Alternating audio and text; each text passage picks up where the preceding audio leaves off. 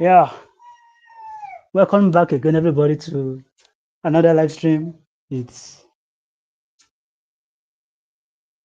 the Bible says that we are who we are by the grace of God, like Paul says. And first, we want to apologize for taking so long to come. We actually had some unforeseen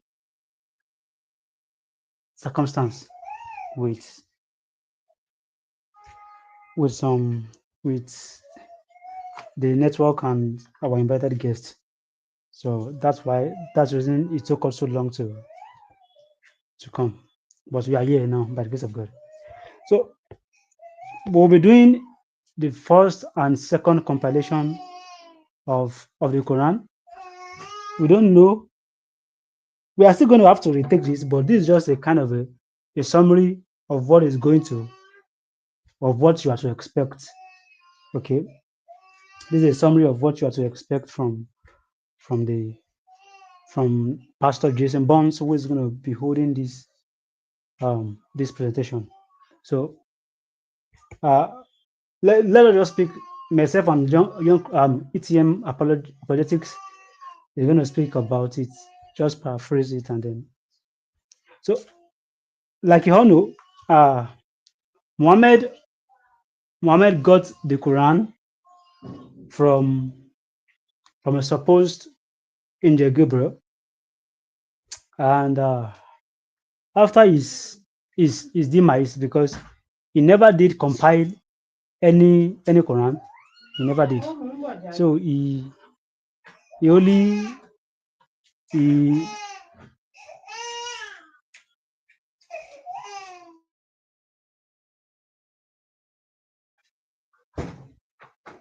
he never did compile any Quran. Muhammad did not compile the Quran in his lifetime. It was after his death. That was when the compilation began.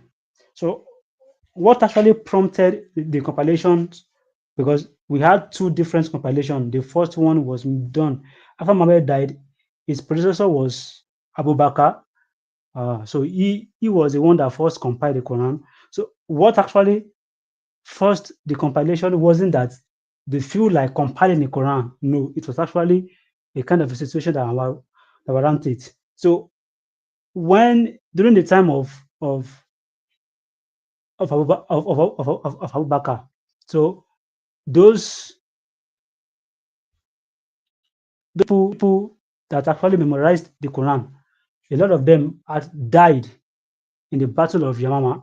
So then, and they had a lot of deaths of these Hafiz. They call them Hafiz, those that memorize the Quran. So then they ran to Abu Bakr, who is the who was the head of the who was the caliphate at that time, and they asked him that something must be done about this because most of the people that memorize the Quran, they they've died, and uh, if the Quran was not is not written down, then a large portion of the Quran will be lost. And mind you, most of the people that died in the battle of Yamama, the Quran they memorized, nobody memorized it other than them. So those portion of the Quran died with them. So nobody knows it till date. So this was what actually compelled the first compilation of the Quran. And then Abu Bakr then compiled the Quran.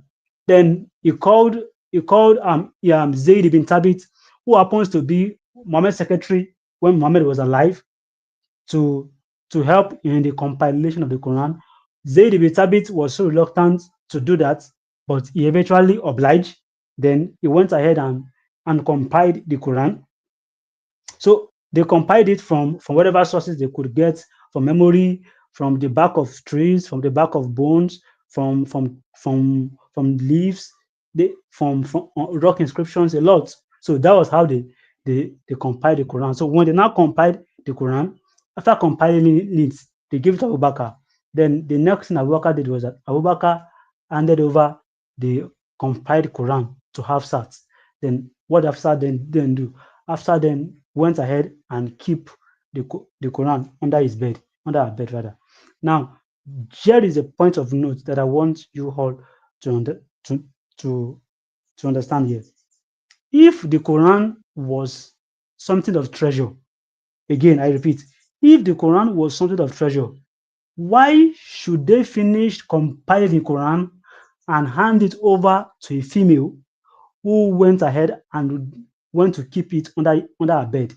Note, female are second-class citizen in Islam. Female and males are not treated equally in Islam. Female are seen as lower species to a male in Islam. Female are not regarded as anything in Islam. So you cannot commit something so important to the hands of a female when it comes to Islam. But now, if the Quran is something of so much importance and so much great value, why should it then be committed to a female?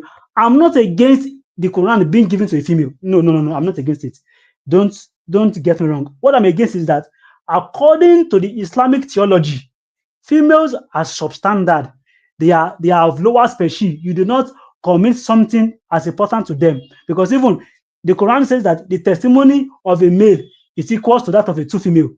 So for you to know, the hadith says that you, females are deficient in memory, so they are stupid.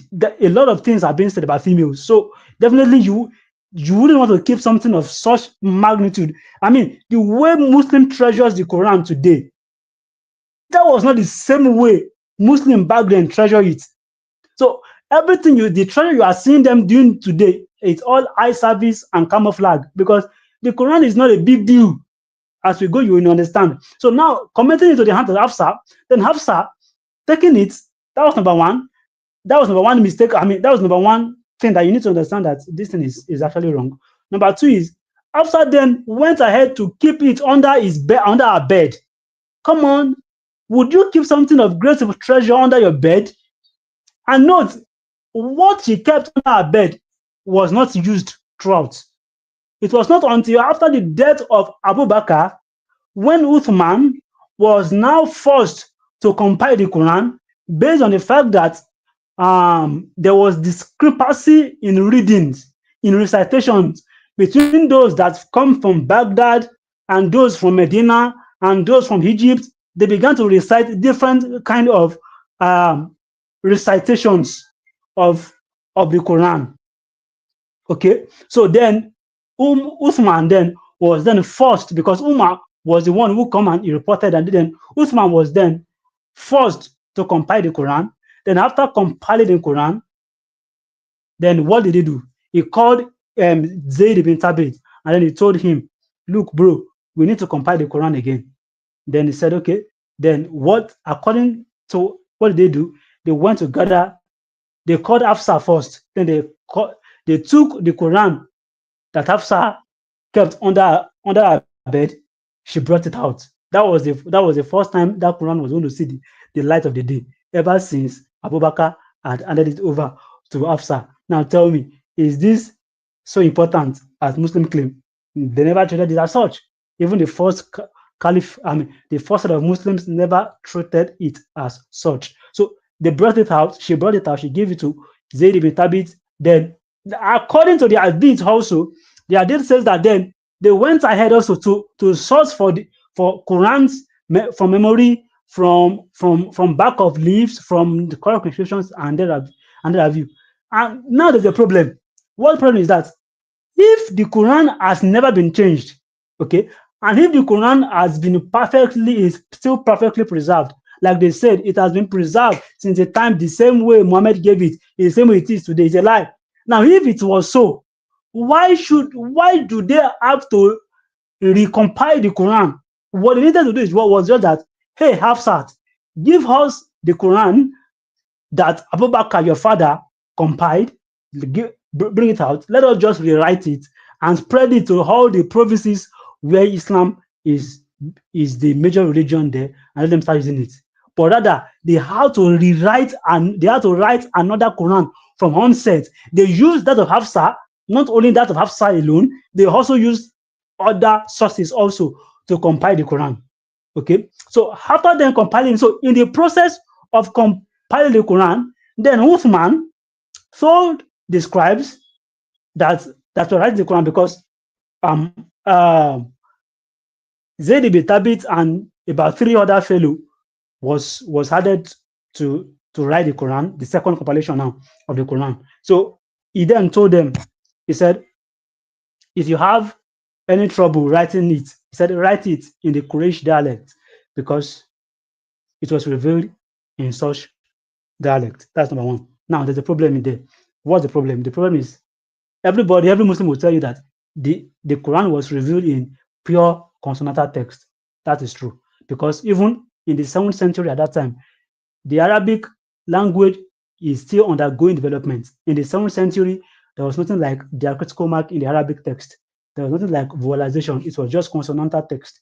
If you understand linguistics and then you understand language development, you understand this perfectly without anybody mixing word with you.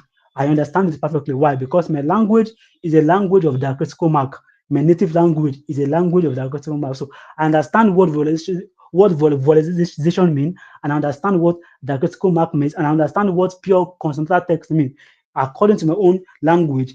Do you understand? So at that time, there was nothing like vowelization, there was nothing like diacritical mark. And these are the two things that is needed for you to be able to write Arabic language in a Quraysh dialect, because we have different kind of Arabics, just like we have different kind of English. You have the British English, you have the Scottish English, you have the Australian English, you have the Canadian English, you have the United States English, different kind of English, okay? But they might have the same word, but the intonation, the way it sounds, sometimes even an entire word will be different entirely, okay? A word, some word will be different entirely. I don't know, like let's say, for example, eh, at, British British might say, let's say for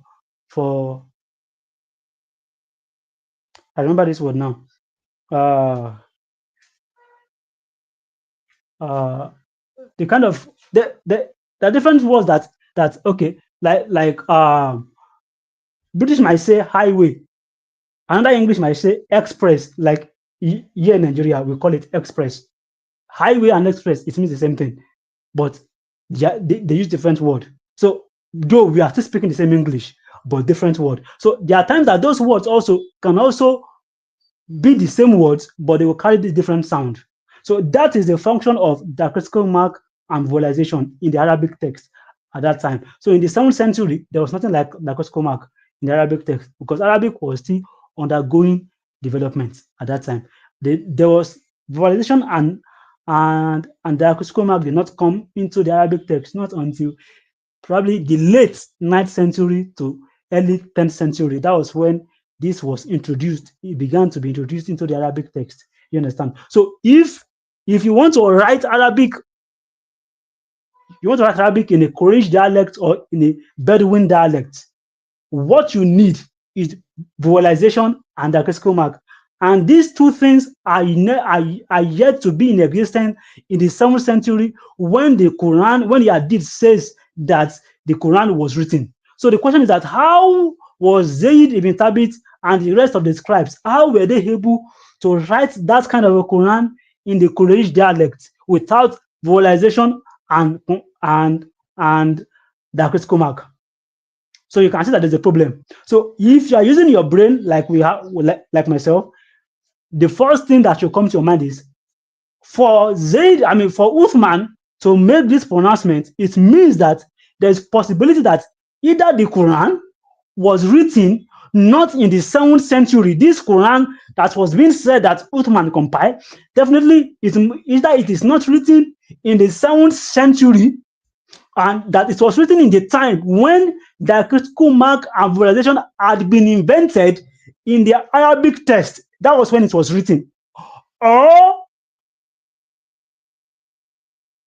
Muslim says there's a problem with the Quran. That is what you can have to derive to. For Uthman to make that statement, in short, it means that diacritical mark and vowelization had been existent at that time. It shows that the Quran was not written in the 7th century, or let us say that of this compilation of Uthman was not in the 7th century. No, no, not one. So now, number two is when Uthman was compiling his own Quran, what happened? Muhammad himself handpicked about three men or four, no, four that were best in reciting the Quran. And he asked every other, he told the woman that if you want to learn, that is the Muslim community, if you want to learn Quran, go learn from these guys. He called Ubay ibn Ka'b and um, Abdullah ibn Masud, and then he mentioned some other two guys' name. So these were the best, best reciters of the Quran. And these two guys were still alive when Uthman compiled the Quran. But yet, Uthman never consulted these guys. He never even included them among the scribes that should write the Quran. Imagine the best reciters, those that knows the Quran best, those that memorize it best, are not included in the scribes. And then you want to tell me that there won't be mistakes in that Quran? Guess what? Uthman had to force these guys to give up their Quran. Why? Because their Quran contained different numbers of surahs. Even that of Ubay ibn Ka'b and Ibn Thabit, Ubay ibn Ka'b and Ibn Masud, their Quran had different chapters. Even those that are called the best, they had different chapters. One had 111, while the other had, I think, 116. These are the best reciters. Now, we don't know the amount of chapters of the amount of surahs that of Uthman had, because we never have any. We don't have a copy of the Uthmanic manuscript at our disposal today for us to go fact check if it had 114 surahs, because we know that the 114 surahs we had is only from the 1924 Korean text, not based on the Uthmanic text. We know, because if Ubay ibn Ka'b and Abdullah ibn Masud text could have discrepancies, and these are the best reciters of the Quran, and yet we are not, they are not in agreement as to how many surahs should be in the Quran, then we have a problem. And yet somebody will stand there somewhere and will start brainwashing you and telling you that the Quran is the only preserved, perfectly compiled book. The person was joking, because even looking at these evidences alone, right from the compilation alone, should tell you that those that are saying this, they must be joking. Okay, that's number one. Number two, another point is this. After Uthman compiled his own Quran, then he burnt every manuscript of the Quran that was available. This was when he had to force Ubay ibn Ka'b and Abdullah ibn Masud. This was when he forced them to give up their Quran codexes, and he burnt it. If not for Asuyuti, that made us understand that this was the amount of the Quran, of the chapters that were in Ubay ibn Ka'b and Abdullah ibn Masud text, we wouldn't know the secret. So he forced them to give up. So he burnt those Quran, and they were still Quran, but those Quran did not agree with his own text. So what Uthman did, this is what Uthman did. I would say Uthman only cherry-picked from the amount of Quran or verses that he thought, that he deemed so well to include in his own compilation, and then he burnt the rest. And then you tell me that only that Allah said he's going to preserve his word, and yet Allah could not preserve his word from the hand of Uthman, the third caliph. He was joking. So Uthman burnt the Quran. Literally, he burnt the rest of the Quran. Now, if me as a Christian now, if I should burn the Quran in the presence of Muslims are going to burn me alive, or they should kill me. They should use another medium to kill me. But yet, they fail to realize that this burning of the Quran, we learnt it from one of their best, which is one of their caliph, which was Uthman, because he was the one that began the burning of the Quran, and we wholly follow suit. If the Quran was something of treasure, or something of great value, why should he burn them? Why and said, this is the word of Allah, let us preserve it. no mortal must burn it. I mean, the way we treat the Quran today, as if it's an egg, as if it's it's it's a diamond. Those people back then, they never treated it the way you guys are treating it. I mean, they don't even count it as nothing. They count it as nothing. As we begin to go deep into the subject, you will see it yourself. They didn't see the Quran as nothing. The Quran is nothing to them. It is nothing. It is you guys that are not putting it on your head as if it's a jewel. It is just, it is, they treat it as trash. That's the fact. That's the fact. You will see it, you will see as we, at least Uthman burned the Quran. Um, the Quran, the first compilation of the Quran was handed over to a lady who in turn kept it under a bed, and it was not even used to, it was not even recited. Is this how to treat something that, something of treasure? Of course not. Then then after he had burnt those ones, then that means he standardized the Quran and said this is the one that we have to use. Okay. Then he then sent all this, he then sent it to all the 9 provinces where Islam is the the the boss, where they are, where Islam is controlling those provinces. So he sent a copy each to all those provinces. And guess what? Till date, Islam is still controlling these provinces. The only provinces that Islam does not, is no longer controlling, is Jerusalem. That they were controlling it at that time when this man was there, when Uthman sent those Quran there. But now they no longer control it, because Jerusalem, Israel has taken back their freedom. They fought the war and then they won. Then they drive them out. Okay. So, but now the rest provinces are still in the hands of the Muslims, and there is no record of any natural disaster right from the 7th century as claimed by the standard Islamic narrative when this Quran was being compiled till date that could have destroyed the copy of the Uthmani Quran that was sent to all these provinces for us to be able to have access to them to date. There's no natural disaster that occurred in all these provinces. That's one thing. And they are not written on papyrus like the Bible was written on. It was written on parchments that can last for thousands and thousands of years. So we should be able to have access to Uthmani Quran now based on the fact that it was written on a parchment. But if you should ask Muslim, where is Uthmani Quran, a copy of the Uthmani Quran, they will tell you we did not. No, they won't even tell you that they don't have it. They will tell you that we have the Quran. They're going to they're going to take you to all those earliest the earliest Islamic manuscripts. We will still get there, and then they begin to dabble around, and instead of them to agree, we don't have the Uthmani copy of the Quran. So Muslims don't have the copy of the Uthmani Quran, but yet they will come and tell you that the Quran the Quran that Uthman gave to the Muslim population at that time is still the one that is still the same thing with the one we have today. I don't have a problem with that. But my question is, okay, I believe you, but can you provide me evidence? Show me evidence. Provide me a single for you to have said that it is the same with that of Uthman. Then you must have in your possession the the one that Uthman himself compiled, one of the 9 codices of the Quran of Uthman that is sent to all these provinces. You must have at least one for you to compare it with the 1924 Quran text, which you have today. Then you can look at it word for word.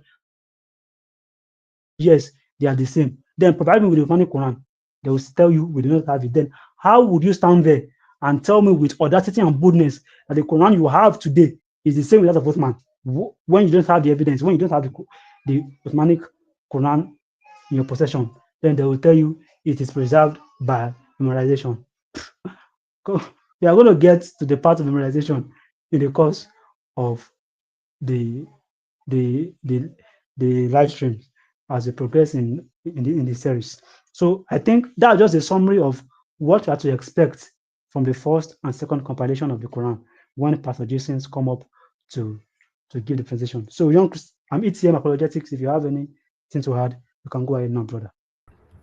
Yep. Well, I would say you said everything, and just add among the courses, and then we're gonna dig deep into the preservation of the Quran, whether or not the Quran has been perfectly preserved, as the Muslim would say, letter by letter, word for word, dot for dot. And when you even compare with Christianity, with the reliability of the Bible, we see that Christianity always goes on top. Because if we actually compare the manuscripts that the Bible has, the scriptures have, based on the New Testament, the manuscripts of the entire Bible altogether, the manuscripts of in different languages, it always goes on top. But when we compare it with the manuscripts of the Quran, how many manuscripts does the Quran have? Doesn't have much. Okay, and I don't think the Quran even reached into the thousands compared with Christianity, because even when you compare the Greek manuscript of the New Testament is 5,000, over 5,000. Latin Vulgate over 10,000. Other languages like Syriac, Coptic, Armeni, over 9,000, and the manuscript altogether is 25,000. So we see that we have a lot of manuscript where we can verify about what was actually in the original. So but the Quran, if that is true, the Quran has been perfectly preserved using the own sources, as you said, using the own sources of the hadith they went to. Then we're gonna see whether or not it has been perfectly preserved. As you was mentioning, there was a verse in the breast suckling verses that was supposed to be in the Quran, but Aisha said there is a goat that came and ate it. But those verses are not in the Quran, right? And Muslim can easily get away with it to say, well, those verses are abrogated. Okay, well, it's abrogated. Other hadith says it was abrogated for 5. Where is that verse in the Quran? It's not there, right? But Muslim can easily say, well, those hadith is weak. It's not authentic. How do you know that it's weak? It's Sahih Muslim. But if I would ask you, when was the Quran composed, right? They would tell me just this day. How do you know that? The sources tell you that. Oh, so you go to the same sources that's good enough to tell you the historicity of the Quran, compilation of the Quran, but you're gonna reject it when it refutes your claim and your position. So we see Muslims have to do ping pong, pick and choose. So yep, even through the middle of the course, gonna go deep, God's grace, by other guest speakers, and to get into the middle of the matter, bring the sources out, and to be able to refute their claim, refute their lies, and to preach Jesus to them.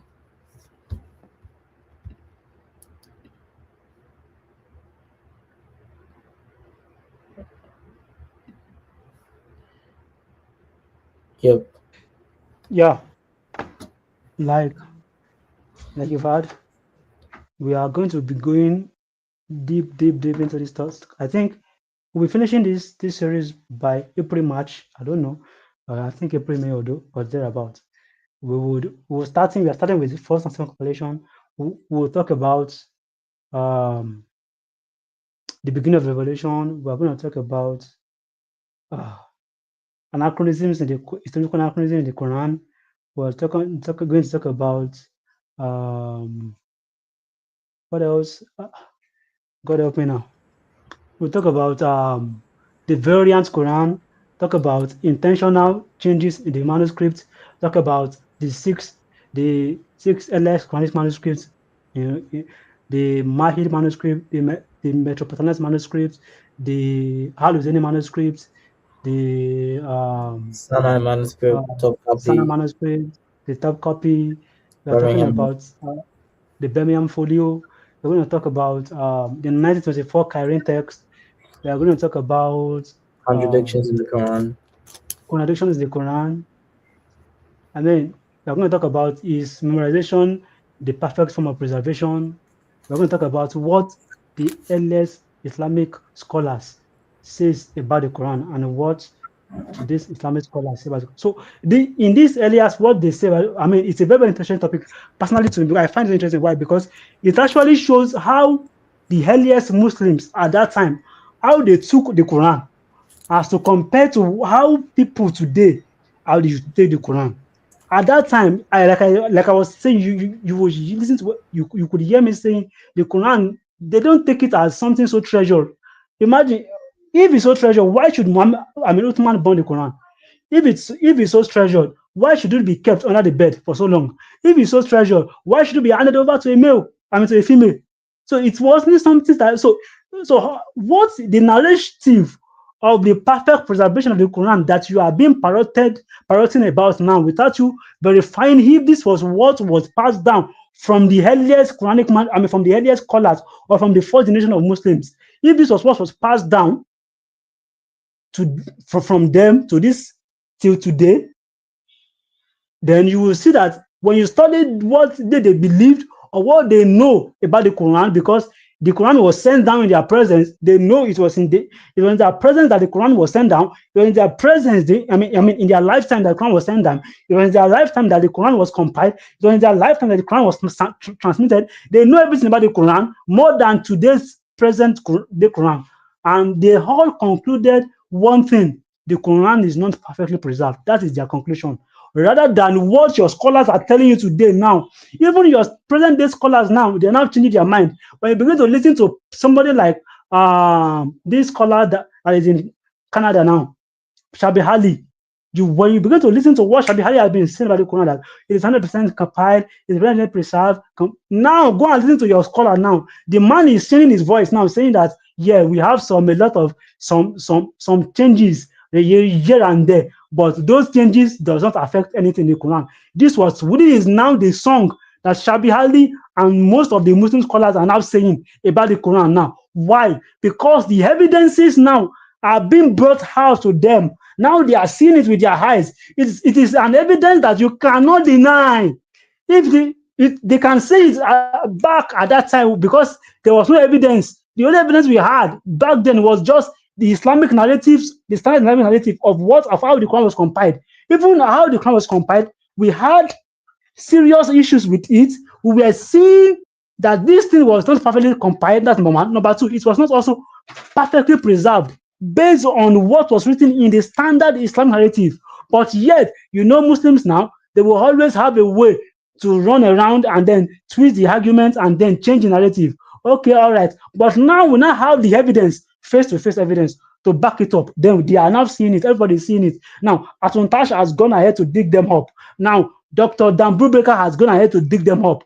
Now, Dr. Da,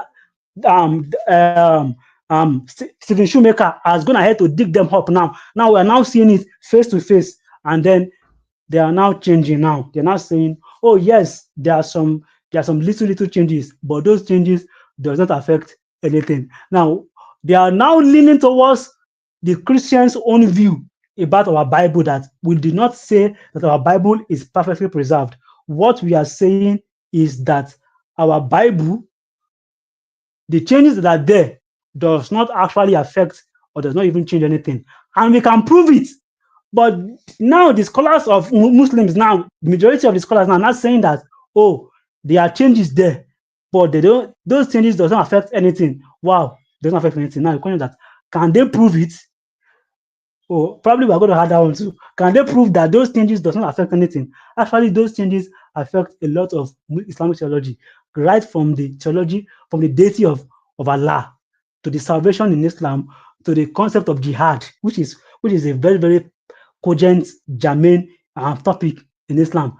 I mean, it cut across those changes cut across every major part of Islamic theology, and which without them there is no Islam.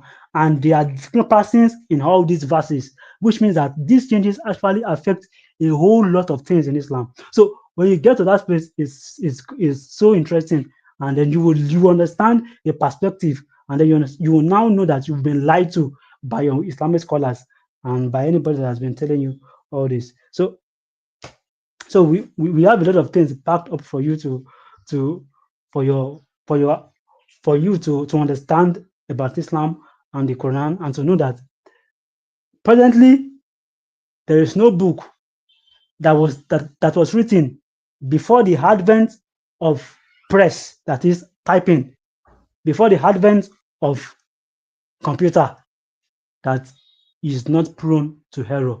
The Quran inclusive and the Bible inclusive. This is what we believe about the Bible. We believe that the orthograph of the Bible is perfect, is complete. There is no error. Why? Because we know that the Holy Spirit guided these apostles, but it was in the process of the copying of the copies of the copies of the copies that there are errors in it, because these are all written by humans also, so they can make mistakes. We agree to that, and that we can defend, and that we see, and because there are evidences to it, that we defend. And so the Quran is not perfectly preserved, neither is the Bible perfectly preserved. But the changes in the Bible, they affect nothing. They affect nothing. I repeat, the changes in the Quran affect Quran entirely, and it brings down Quran, and it brings down Islam as a whole. So you'll be exposed to to a lot of things as we go on in the subject. Okay. So any closing speech from you, PTM apologetics? Yeah, I know some people may be asking with Pastor Jason. Well, he's not here. We don't know what happened. So things could happen. Things happen for the benefit of the doubt. But hopefully, God's willing, we'll arrange another time for him. He's gonna come back because he have more. He's not gonna speak on the first and second compilation, but he's gonna also speak on the beginning of Revelation. So hopefully, he will join us and he will serve us and do his presentation. And even all any Muslim who wants to have a conversation, then the floor is gonna be open. Okay.